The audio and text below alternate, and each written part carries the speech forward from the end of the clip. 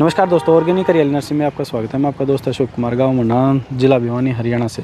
और आज हमारे पास एक युवा किसान भी कह सकते हैं, अलग से खेती करने के लिए काफ़ी दूर से चल के आए हैं। तो इनका परिचय करवाते हैं। आप अपना परिचय करवाइए, कहाँ से आए हो आप? जी, मैं हिमाचल प्रदेश से आया हूँ जी। और मेरा जो मैंने आपका यूट्यूब पे वीडियो देखी थी जी। जिसके ज़रिए और आपका जो ऑफिसर्स के साथ मिलना जुलना था और एक जेन्युइन चीज़ मुझे लगी है, उस चीज़ को मैं मद्देनज़र रखते हुए फ़ोन पे कम्युनिकेशन करके मैं यहाँ तक पहुँचा हूँ। और मैं चंदन की खेती के बारे में अपना कंफर्मेशन लेने और उसके बारे में सारी चीज़ें जानकारी लेने के लिए आप आए। तो आप चंदन पहली बार प्लांटेशन कर रहे हो? जी, हम पहली बार यहाँ पे आके आपने देखा था कि चंदन यहाँ पे लगा हुआ है? जी, बिल्कुल। और चंदन के पौधे तो आपको दिखाई दे ही रहे हैं, जो हमारे दर्शक हैं। पौधे किस कंडीशन में है ये बता दें, क्योंकि पौधा, चंदन का पौधा एक कंडीशन वो बहुत मायने रखती है कि चंदन का पौधा कैसा है। देखिए, मैंने जो यहाँ पे पौधे की जो कंडीशन देखी है बहुत बढ़िया है और एज के हिसाब से, टाइम के हिसाब से बहुत बढ़िया ग्रोथ हो रही है। जी, मतलब पौधा एकदम ग्रीन है। ग्रीन है बिल्कुल। बात ये आती है कि पौधा ही पहले ही बीमार हो, याद मरा हो, जिसमें पूरी ताकत ना हो, वो आगे चल के कहाँ सर्वाइव करेगा। तो ये आपको दिखाई दे रहा है कि जहाँ पूरा पौधा हो बिल्कुल ग्रीन है, ग्रीन पड़ा है, ना कोई पत्ते जड़े हैं, कोई बीमारी लगी है, बिल्कुल ग्रीन पड़े हैं, ग्रीन है जी। स्टॉक बहुत ज़्यादा पड़ा हुआ है और जी, ये स्टॉक में भी ये नहीं है कि कोई कमी हो।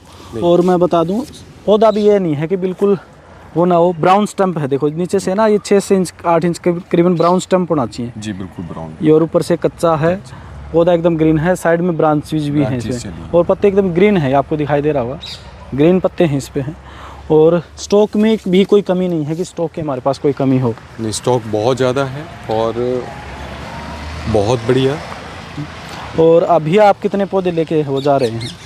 देखिए, हम 150 के करीब पौधे लेके जा रहे हैं जी। और अभी हमारा ये ट्रायल है जी। तो हम इसको लगाएंगे और ये जब आपके साथ डिस्कस करके जी और आपके विचारधारा के अकॉर्डिंग हम उसको लगाएंगे और लगाने के बाद फिर दोबारा आपसे कंसल्ट करेंगे और आपके सुपरविजन में ही काम करेंगे इसको। जी।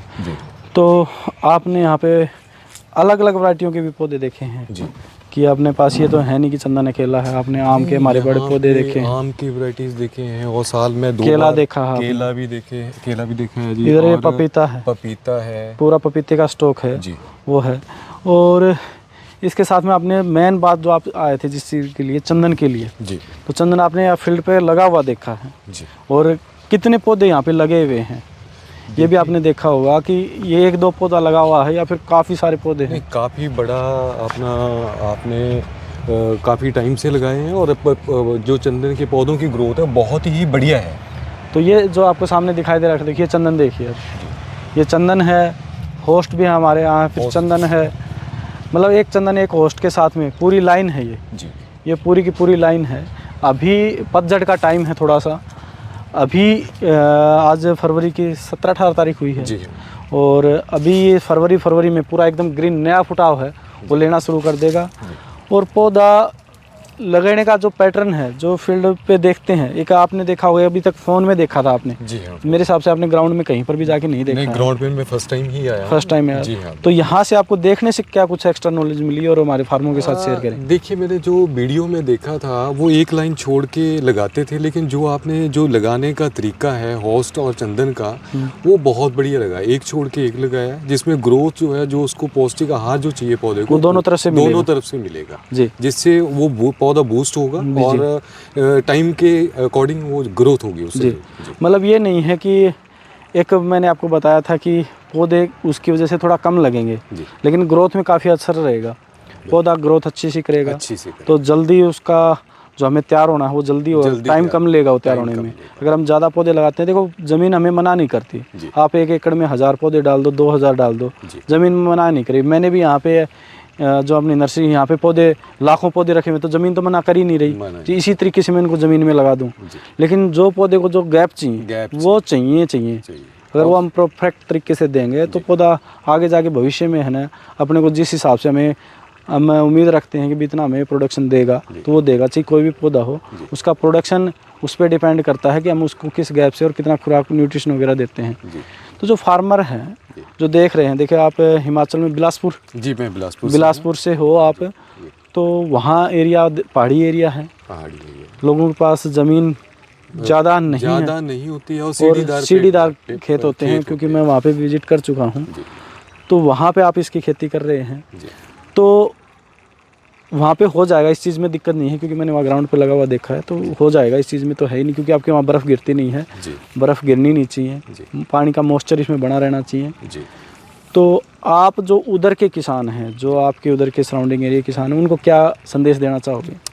देखिए मेरा ये सुजेशन है, मेरा ये संदेश है, जो हिमाचल के लोग हैं, जो हमारे एरियाज़ के हैं जहाँ बर्फ़ नहीं गिरती है, कि चंदन की खेती करें, और इसमें लागत कम है और आने वाले टाइम में प्रॉफिट ज़्यादा है, और एक इन्वायरमेंटल पे भी हम अगर बात करें तो उस चीज़ के लिए भी बहुत, क्योंकि पौधा बड़ा होएगा, ऑक्सीजन तो हमें देगा ही देगा। पर्यावरण के लिए आपने देखा लॉकडाउन में बहुत दिक्कत रही थी ऑक्सीजन की, लोगों को ऑक्सीजन का पता चला था, लोगों ने उस साल प्लांटेशन भी बहुत ज़्यादा की थी।